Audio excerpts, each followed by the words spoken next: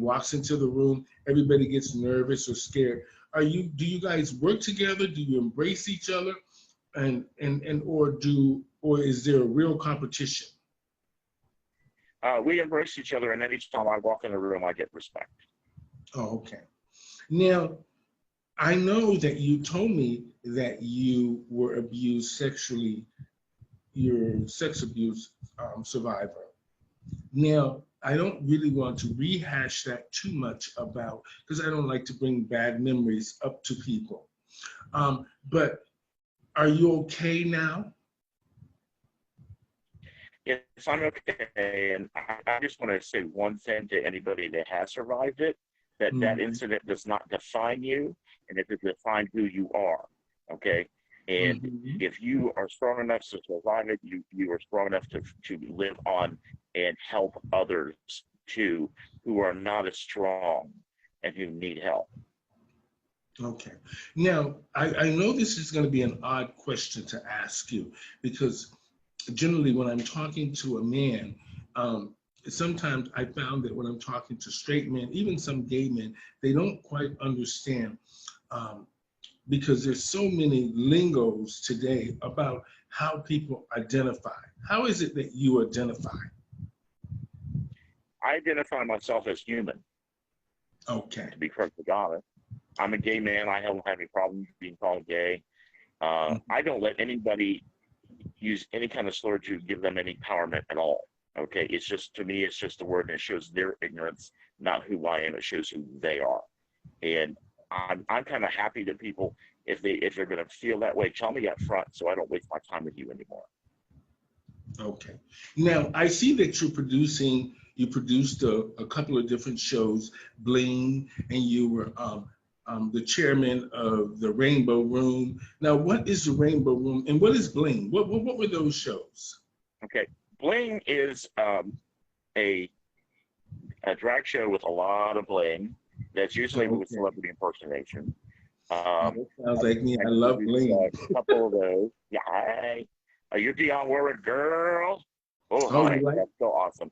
If I do a Oh, digital thank bling, you. which I'm thinking about, I'm gonna hook you up. I'm gonna, can you come on and give me some of that. Okay. I Okay. usually go with I do Elton, and then I had somebody do Michael Jackson, and somebody does Lady Gaga and all this other stuff. And Hmm. I hosted my own benefit for Mr. Paul Pride as a bling Hmm. show, and I did something called Pridesgiving, which we did for the Rainbow Room, which is a nonprofit that helps the LGBT community here in Polk County that gets overlooked, like the homeless youth and the older generation um, that tends to get overlooked and swept under the rug. And so we're here to help them out and make sure that they have food, they have things that they do need, health care, Hmm. Well, you know, that's and good. also to assist. I like to assist in also if they have substance abuse, because I know that even though I'm not in the 12-step program now, that program did save my life because it taught me how to live. And I don't need to be drunk or stoned. I never really had a problem with drugs. I don't need to be drunk all the time now to be happy. As a matter of fact, Hmm. I prefer to go on stage sober because I know I'm like, especially when I go in a competition, because I'm going, you know what, I beat you and I did it sober, and that's a big deal for me. I did it sober. Now, sometimes I'll Hmm. have a shot of Southern Comfort right before I get up if I'm really nervous, but I'm not that nervous anymore.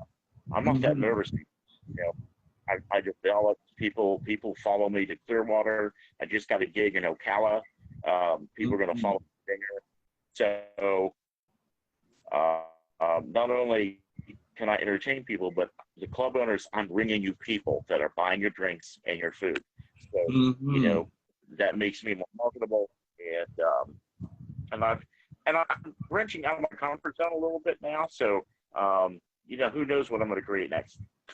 Well, you know, it's like I said, it's great that sometimes it took me a long time not to shop until I fall out.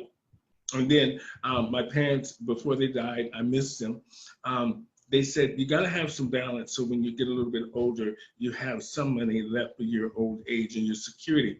But like compulsion and addictions, I had an addiction to shopping. I have an entire extra room full of nothing but drag. You can't even get in there. And stuff I don't need, I will never need, but I always feel that I need it. Yeah. And I can't stay out of the stores. So, but I've now learned to put the brakes on. I don't need 5 weeks at a time. 2 weeks is enough. Unless you're going out of business or something. But it's great that you understood the addiction issue with the alcohol. And a lot of us entertainers have that issue. And it was great. Sometimes we need a little drink or we need a little something to take the edge off, because it's hard to go on the stage every night, night after night, just sober, trying to warm up and get the crowd going. And sometimes you need things to just take a little bit of the edge off. And I'm not here to validate drugs or alcohol, but sometimes we need those things to get on the stage. Mm-hmm. And it was great to see that you had some control and were able to get on the stage and win sober. That's a great thing. And I'm gonna be honest, Russell, I really don't drink very much. I've never done drugs in my life, and I've never smoked in my life. So these are just things that don't interest me. And I am glad I met you, because I'm going to look at some of your stuff, and I think that we could work well together. Now, where do you see, we're in this pandemic now, and there's no money. So what do you think? What do you think is going to happen? Do you think we're going to go back to work? Do you think things are going to get better? Because the bar scene is where we work. I mean, we do festivals and conventions and all these different kinds of things. What's the next place you think we should be looking for work? There's a lot of bars here in Florida that are just getting their food license so they can be open. I don't see, I'm going to say this, I don't see why a little independent bar can't be open, but Chili's can and serve liquor. I do not see the reasoning for that or the rationality behind that. I'm not going to say that it's fair to say this all happened around Pride Week, but maybe. I'm just there. I see that we will probably, I mean, in Hamburger America, we have to wear a face mask, a clear face mask. It's cumbersome. I have worked it into the act though, because we always the creative one.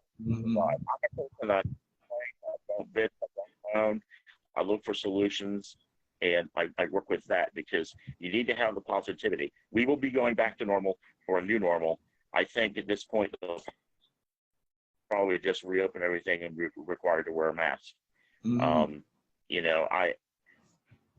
not seeing the bars open before the year. Oh, okay. I hope it happens, because we got a lot of holidays coming up. Somebody got to pay the bills. Yeah. So I mean, we got to open these businesses back up. I don't have to do too much, but I do have to work. You know what I mean? To do a little bit. I mean, I have to do a little something. I don't have to worry about, the roof over my head, thank God, but I need to, have money for other things. And being, it's this, I feel so sorry for the girls who really rely on just drag or being an entertainer for their livelihood. It's a scary time. And mainly those dollars that we would be getting during the show, those tips, that is grocery money for some of us, and and light bill money, and phone bill money. That must be really hurting the girls real bad. So I hope they figure this corona